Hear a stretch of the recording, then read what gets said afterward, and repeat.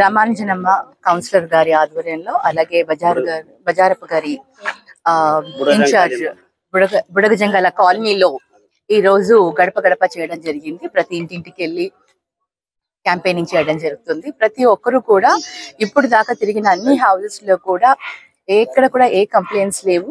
అందరూ కూడా కొన్ని పర్సనల్ వాళ్ళ కంప్లైంట్స్ ఉన్నాయేమో కానీ ఫ్యామిలీ కంప్లైంట్స్ అట్లాంటివి, బట్ అందరూ కూడా చాలా సంతోషంగా ఉన్నారు. అందరూ జగనన్నే వస్తాడు అన్న ఒక ధైర్యాన్ని కూడా ఇస్తున్నారు. మాకు చాలా సంతోషంగా ఉంది.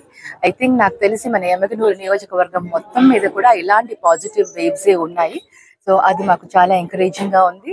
సో ప్రతిరోజు కూడా గడప గడపకు వెళ్ళి అన్న ఇస్తున్న సంక్షేమ పథకాల గురించి వాళ్ళు చాలా ఆనందంగా ఉన్నారు.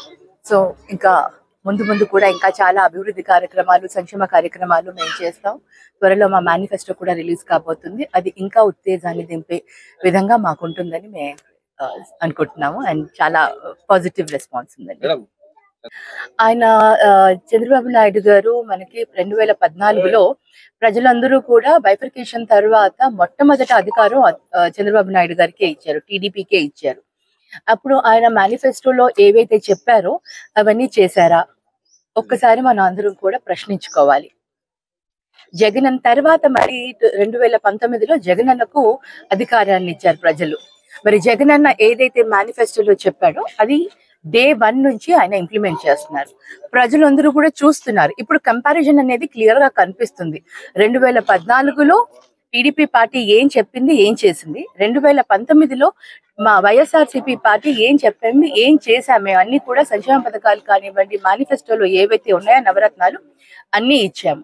ఈ రోజు ఆయన వచ్చి బీసీ డిక్లరేషన్ అని అంటున్నారు కదా, బీసీలకు న్యాయం ఎక్కడ చేస్తున్నారు చెప్పండి.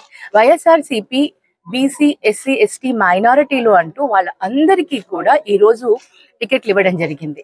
మహిళలకు ఈ గతంలో 15 మందికి ఉంటే ఈ రోజు 19 మందికి మహిళలకు ఇచ్చారు.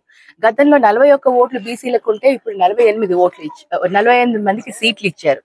ఈ విధంగా మా పార్టీ బీసీలకు ఇంకా పెంచుకుంటూ వెళ్తుంది. బీసీలకు ప్రాధాన్యత ఇస్తూ వెళ్ళిపోతుంది. బీసీలకు ఎన్ని పోస్టులు ఇచ్చారు. ఆయన ప్రభుత్వంలో ఉన్నప్పుడు ఉన్న బీసీలను తీసేసి ఓసీలకు ఇచ్చారు. ఇలాంటి పనులు చేస్తూ ఈ రోజు నేను డిక్లరేషన్ ఇస్తున్నాను, బీసీలకంటూ సపరేట్ గా ఏదో పెడతాను అంటే నమ్మే వాళ్ళు ఎవరు లేరు, ఎవరు కూడా నమ్మరు.